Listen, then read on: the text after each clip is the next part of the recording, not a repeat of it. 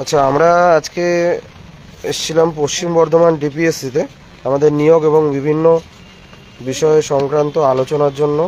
আমাদের চেয়ারম্যান স্যারের সাথে আমরা আলোচনা করলাম। 26 জন এসছে, প্রত্যেকে দেখতে পাচ্ছেন প্রচণ্ড বৃষ্টি হচ্ছে আসানসোলে। আসানসোল ইনসেন্স এখানে পশ্চিম বর্ধমান ডিপিএসসি রয়েছে আমাদের। তো দেখতে পাচ্ছেন প্রত্যেকে আমরা পশ্চিম বর্ধমান ডিপিএসসির সামনে রয়েছি। আমরা মোটামুটি 10 থেকে 12 জন এসেছিলাম। দাবি একটাই, আমাদের নিয়োগের দাবি এবং ভ্যাকেন্সি রিলেটেড বিভিন্ন আমাদের যে বিষয়ক কথাবার্তা এবং ক্লাস 5 রিলেটেড এবং বিভিন্ন বিস্তারিত বিষয়ে আমরা আলোচনা করার জন্য এসেছিলাম। দেখতেই পাচ্ছেন প্রচণ্ড বৃষ্টি হচ্ছে সকাল থেকে, মানে মুষলধারে বৃষ্টি চলছে সকাল থেকে। সেই তীব্র তুমুল বৃষ্টিকে উপেক্ষা করে, প্রাকৃতিক দুর্যোগকে উপেক্ষা করে কিন্তু আমরা এসেছি আমাদের চেয়ারম্যান স্যারের সাথে কথা বলতে, এবং বাকি অনেকে এসছে এখানে, প্রত্যেকের কাছে নিয়ে যাচ্ছি।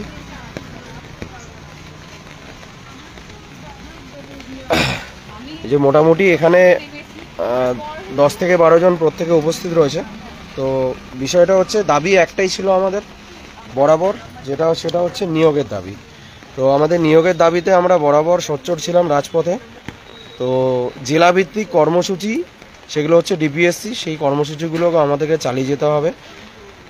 যেরকম আমাদের রাজপথে, আমরা কলকাতার রাজপথে যেরকম আওয়াজ তুলি, সেরকম আস্তে আস্তে আমাদেরকে বিভিন্ন আমাদের স্থানীয় যে ডিপিএসসিগুলো, সেই ডিপিএসসিগুলোতেও আমাদেরকে আওয়াজ তুলতে হবে। কারণ আমাদের লক্ষ্য যেটা ছিল সেটা প্রথম থেকেই যে পর্যাপ্ত শূন্যপদে ইন্টারভিউ নোটিফিকেশান, তাই না?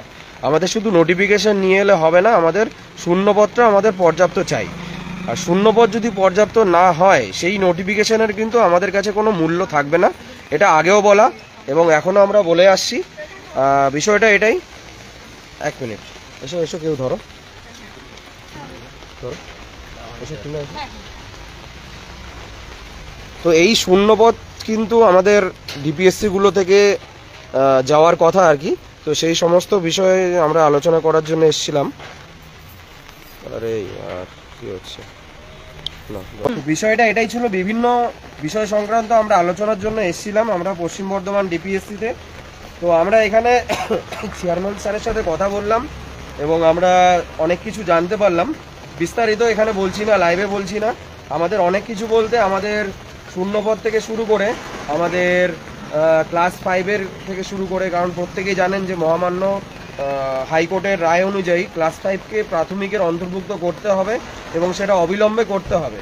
তো এই ক্লাস 5 যদি প্রাথমিকে অন্তর্ভুক্ত হয়, তাহলে আমরা প্রতিটা ক্লাস 5-এ আমরা অ্যাগেনস্টে আমরা মোটামুটি কিন্তু ভ্যাকেন্সি অনেকটাই পেতে পারি। তো সেই কারণে আমরা এই আলোচনা করতে এসেছিলাম যে আমাদের ক্লাস 5 কতগুলো ইনক্লুড করা হলো, যে এবং আগামী দিনে যে ভ্যাকেন্সিটা বা যাই হোক নোটিফিকেশান যেটাই আসুক, যে আমরা ক্লাস 5-এ যে শূন্যপদটা সেটা পাবো কি না, এই বিষয়ক আমরা আলোচনা করতে এসেছিলাম। তো উনি যেটা বললেন যে এই বিষয়ে কোনো রকম আলোচনা হয়নি, ঠিক আছে। আর ভ্যাকেন্সি যেটা বললেন, প্রত্যেক জেলার মতো প্রত্যেক জেলা ডিপিএসসি থেকে যেটা আপডেট, সেই অনুযায়ী আমাদের জেলা পশ্চিম বর্ধমান জেলা ডিপিএসসি থেকেও ভ্যাকেন্সি শূন্যপদ কিন্তু পাঠানো হয়েছে, যেটা উনি বললেন, স্যার বললেন। এবং সংখ্যাটা কিন্তু আমাদেরকে বলেননি, সংখ্যাটা উনি বলতে পারবেন না, ঠিক আছে। সেই কারণে উনি সংখ্যাটা জানালেন না। আমরা সংখ্যা জানতে চাইলাম কিন্তু উনি বললেন না সংখ্যাটা। তো বিষয়টা হচ্ছে ভ্যাকেন্সি পাঠিয়ে দেওয়া হয়েছে, এক দফায় নয়, 2টো দফায় ভ্যাকেন্সি পাঠানো হয়েছে, ঠিক আছে। এবার 2টো দফা ইন সেন্স বলা যেতে পারে হয়তো, মানে এটা আমরা দেখতে পারি যে আমাদের যে এই যে আন্দোলন, ওনাকে জিজ্ঞেস করলাম যে স্যার কবে পাঠিয়েছেন ভ্যাকেন্সি, উনি বললেন মোটামুটি 1 সপ্তাহ 10 দিন আগে পাঠিয়েছিলেন। তাহলে 1 সপ্তাহ 10 দিনের এই যে মাঝখানটাতে কিন্তু আমরা একটা আন্দোলন করেছি, সেটা হচ্ছে 11 তারিখ। তো এমন হতে পারে যে এই 11 তারিখের জন্য আমাদের আবার ভ্যাকেন্সি মানে চাওয়া হয়েছে সেরকম করে, মানে আমার কথা যেটা বলতে চাইছি, হয়তো একটা ভ্যাকেন্সি পাঠানো হয়েছিল এবং 11 তারিখের যে ঝাঁজ, সেই ঝাঁজ থেকে হয়তো প্রত্যেক ডিপিএসসি থেকে হয়তো, এটা আমরা সম্ভাবনা বলতে পারি যে প্রত্যেক সেই আন্দোলনের ঝাঁজ থেকে হয়তো প্রত্যেক ডিপিএসসি থেকে আবার চাওয়া হয়েছে যে এই ছেলেগুলোকে যদি ভ্যাকেন্সি না দিয়ে যদি পার করা হয়, তাহলে কিন্তু এই ছেলেগুলো কিন্তু ভবিষ্যতে কিন্তু আরো বৃহত্তর আন্দোলনে কিন্তু নামবে। এটাই আমরা মোটামুটি সরকার থেকে শুরু করে আধিকারিকদের আমরা এটাই বলতে চাই যে শূন্যপদটা আমাদের পর্যাপ্ত চাই। আবারও বলছি, শূন্যপদ আচ্ছা, ব্রিং দেম অন ক্যামেরা মানে কি বলতে? না ঠিক আছে। তো যেটা বলছিলাম যে আমাদের নোটিফিকেশন অবশ্যই চাই। আমাদের যেটা অতীতের যেটা দাবি ছিল, পূর্বের যেটা দাবি ছিল যে আমাদের নোটিফিকেশন চাই, কিন্তু সেটা পর্যাপ্ত শূন্য পদে। শূন্য পদটা যদি পর্যাপ্ত না হয়, আবারও বলছি, সেই নোটিফিকেশনের কোনো গুরুত্ব আমাদের থাকবে না। এবং আমি আবার বলছি, সেই নোটিফিকেশন আমরা প্রত্যেকে বয়কট করব এবং সেই নোটিফিকেশন আমরা নেব না। শূন্য পদটা আমাদের পর্যাপ্ত চাই। যদি আমাদের যেটা দাবি 50,000 শূন্য পদে, আজকে শিক্ষামন্ত্রী, আমরা যেদিনকে 11 তারিখে আমরা আন্দোলন করেছিলাম, প্রত্যেকে দেখেছেন 11 তারিখ আমরা নিরুপায় হয়ে আমরা বিধানসভা অভিযান করেছিলাম। তো সেই জায়গায় এই বিধানসভা অভিযানের জন্য আমরা বিধানসভা প্রত্যেকে ছুটে গেছি বিধানসভায়। সেটার কারণে শিক্ষামন্ত্রী বাধ্য হয়েছিলেন প্রেস কনফারেন্স করতে। সেখানে সত্যি কথা বলতে শিক্ষামন্ত্রী একটা খুবই কুরুচিকর মন্তব্য করেছিলেন, সেটা হচ্ছে আমরা নাকি 50,000 শূন্যপদ খাইয়ে দেওয়ার চেষ্টা করছি। সত্যি কথা বলতে একটা শিক্ষামন্ত্রীর কাছ থেকে, আমি অসম্মান করছি না, একজন শিক্ষামন্ত্রীর কাছ থেকে এই খাইয়ে দেওয়ার এইরকম ভাষা আমরা প্রচণ্ডভাবে আমরা এর বিরোধিতা করছি। এটা অনভিপ্রেত। আর বিষয়টা হচ্ছে আমরা কাউকে খাইয়ে দিইনি। আপনারাই প্রত্যেকটা জায়গা থেকে, আমাদের এই পর্ষদ সভাপতি থেকে শুরু করে মাননীয় মুখ্যমন্ত্রী থেকে শুরু করে প্রত্যেকেই বলেছেন। পর্ষদ সভাপতি নিজে আমাদেরকে বলেছিলেন, যদিও আমাদের সেটার কোনো প্রমাণ নেই বলে আমরা দেখাতে পারছি না, কিন্তু পর্ষদ সভাপতি আমাদের নিজেই বলেছিলেন যে 50,000 শূন্য পদে নিয়োগ হবে। আমাদের মাননীয় মুখ্যমন্ত্রী বিভিন্ন সভাতে কোথাও বলেছেন 1 লক্ষ, কোথাও 1.5 লক্ষ, কোথাও 5 লক্ষ শূন্য পদ রয়েছে, শিক্ষক পদে শূন্য পদ রয়েছে। তাহলে এই ভ্যাকেন্সিগুলো গেল কোথায়? এই বিষয়টা। আর সব থেকে বড় কথা যেটা বলে রাখি, যেটার প্রমাণ রয়েছে, আমি এইখানে প্রত্যেকে বলতে চাই, প্রশাসন আধিকারিক থেকে শুরু করে প্রত্যেকে বলতে চাই, মাননীয় পর্ষদ সভাপতি আমাদের বলেছিলেন বছরে 2 বার নিয়োগ হবে, বছরে 2 বার নিয়োগ হবে, কোনো টেট পাস বসে থাকবে না। এটা উনি বলেছিলেন 2022 সালে। তাহলে 2022 থেকে আজকে 2025, 3টে বছর। তাহলে 3টে বছরে যদি 2 বার নিয়োগ হতো, তাহলে আমাদের আজকে টোটাল 6 বার নিয়োগ হয়ে যেত। কিন্তু আমরা এখন অবধি একবারও বসার সুযোগ পাইনি। তাহলে 6 বার যদি নিয়োগ হতো, তাহলে কিন্তু আমাদের কিন্তু ভ্যাকেন্সিটা কিন্তু কম করে দিলেও কিন্তু আমাদের ভ্যাকেন্সিটা কিন্তু 50,000-এর কাছাকাছি পৌঁছাতো।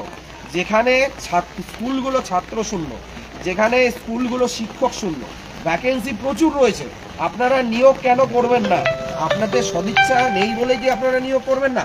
যেখানে বিহার, পাশের রাজ্য যেখানে বিহার, যেখানে ঢেলে নিয়োগ করছে, সেখানে আপনাদের সদিচ্ছাটা নেই কেন? আর ভবিষ্যতে যদি সদিচ্ছা না থাকে, সদিচ্ছা কিন্তু আমরা জাগানোর জন্য কিন্তু আমরা রাজপথে সোচ্চার থাকবো। আবারও বলছি, ছেলেপুলেদের সেন্টিমেন্ট নিয়ে খেলবেন না। আবারও বলছি, আমরা 3টে বছর ধরে বসে আছি। অনুরোধ রইল, অনুরোধের কোনো জায়গা নেই। আমরা 22 স্টেট পাস, আমরা প্রত্যেকেই স্বচ্ছ, প্রত্যেকেই আমরা 3টে বছর ধরে বঞ্চিত। তার আগে আমরা টেট পরীক্ষা দেওয়ার সুযোগ পেয়েছি অনেকটা দিন পর। এই যে 3টে বছর বসিয়ে রাখার পর যদি বলেন একটা নামমাত্র একটা শূন্যপদ দিয়ে এদেরকে মোটামুটি পার করে দেবো, এরকম কিন্তু আমরা মানছি না, এরকম আমরা মানবো না। আরও বিস্তারিত রয়েছে আমাদের সাথে, আমাদের সঙ্গে আরও যারা সহযোদ্ধা যারা রয়েছে, তারা প্রত্যেকে আস্তে আস্তে বলবে। আমি এখান থেকেই প্রত্যেকে বলার জন্য অনুরোধ করছি। প্রত্যেকে বলো, এসো, প্রত্যেকে এসো। যেটা আমাদের অক্ষয় বললো এখনই, আমাদের শিক্ষামন্ত্রী আমাদের 11 তারিখের যে আন্দোলন, সেটার ওটা চলতে প্রেস কনফারেন্স করেছিলেন।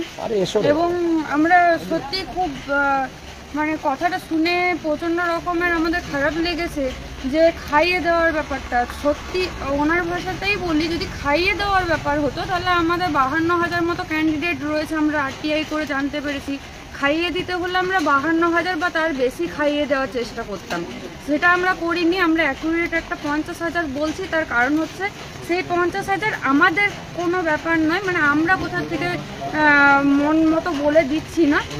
সেই 50,000 বারংবার আমরা শুনে এসেছি। আমাদের মাননীয়া কখনো স্টেজে উঠে বলেছেন 1 লাখ শূন্যপদ রয়েছে শিক্ষকতায়, আবার কখনো আমাদের পর্ষদ সভাপতি বলেছেন যে 50,000 রয়েছে। তো আমরা ন্যূনতম 50,000টাই ধরে নিয়েছিলাম যে হ্যাঁ 50,000 আমাদের হলে হয়তো আমাদের হয়ে যাবে।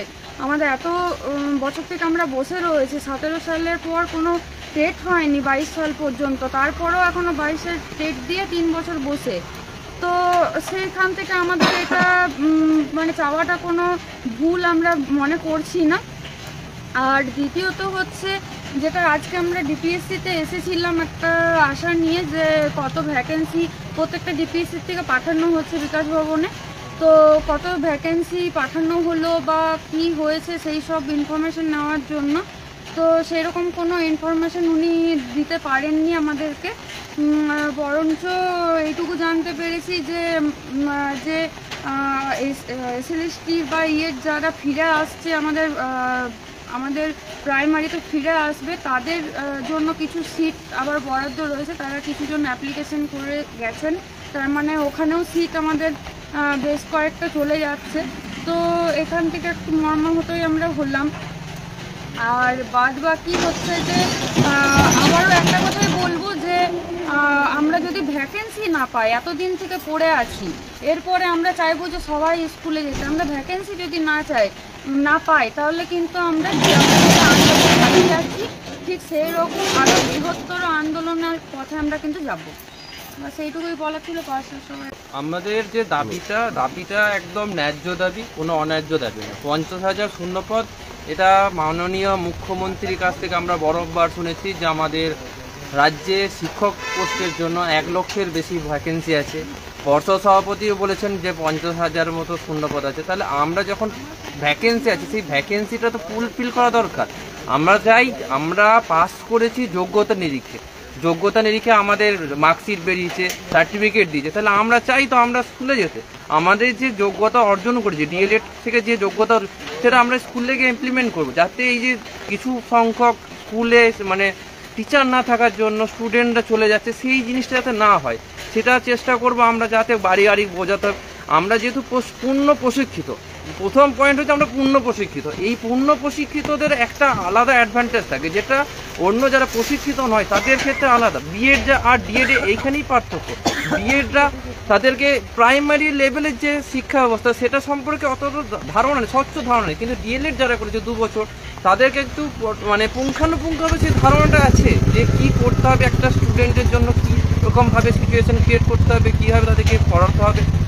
এই জিনিসগুলো দরকার। তাহলে আমাদের বক্তব্য শুধু একটাই, যে আমরা যে জায়গায় ছিলাম, আমাদের ন্যায্য অধিকার 50,000 ভ্যাকেন্সি শূন্যপদ, আর রাজ্যে মানে ডিপিএসসি যেগুলো বলেছে যে আমরা ভ্যাকেন্সি পাঠিয়েছি, কিন্তু ঠিক কতটা বা পর্যাপ্ত পরিমাণ কিনা আমাদের জন্য সেটা ওরা কোনোরকমভাবে ক্লিয়ার করছে না। সেটা নিয়ে আমরা এটা চিন্তিত, কিন্তু আশা রাখছি যে পর্যাপ্ত পরিমাণ ভ্যাকেন্সি দিয়ে আমাদের শূন্য পদের যে টিচার যে ইয়েটা আছে সেটা রিক্রুটমেন্টটা ঠিকঠাকভাবে শুরু করবে। কিন্তু এটার জন্য আমরা বারবার অনুরোধ করছি, এরপরে যদি সরকারের টনক না নড়ে তাহলে আমাদের আবার রাজপথে নামতে হবে। রাজপথে আমরা ছিলাম, রাজপথে আবার নামবো। এবার আমরা শেষ দেখে ছাড়বো, এবার যখন নামবো এবার শেষ দেখে ছাড়বো। ধন্যবাদ, আমি আর কিছু বলছি না। একদম একদম একদম যেরকম বললো রাজপথ, আমাদের এক সহযোদ্ধা বললো রাজপথ ছাড়া গতি নেই। সত্যি কথা বলতে নিয়োগ আমাদের প্রত্যেকে দিতে হবে, নোটিফিকেশন আমাদের চাই, এবং তার সঙ্গে সঙ্গে আমরা পর্যাপ্ত শূন্যপদ চাই। শূন্যপদ একটা গুটি কয়েক দিয়ে দিলাম, এই শূন্যপদ আমরা মানছি না।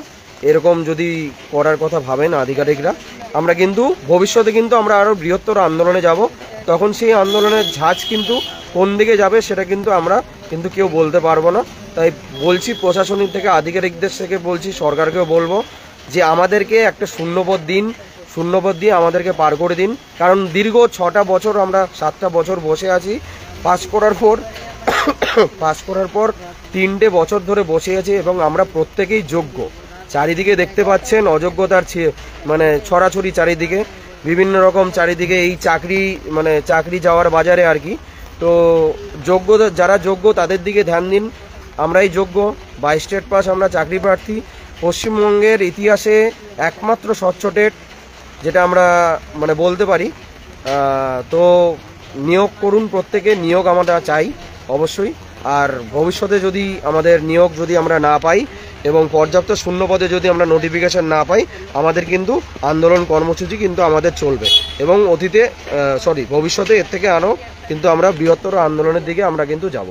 তো ধন্যবাদ প্রত্যেকে। আজকে এই পর্যন্ত থাকলো। সবাইকে এই বলে লাইভটা আমি আজকে শেষ করছি এখানে। প্রত্যেকে অ্যাক্টিভ থাকুন, প্রত্যেকে সক্রিয় থাকুন। যখনই ডাকবো, যখনই আমরা আন্দোলনের ডাক দেবো, ভবিষ্যতে যখনই বলবো, প্রত্যেকেই যেন সবাই আসেন। ধন্যবাদ।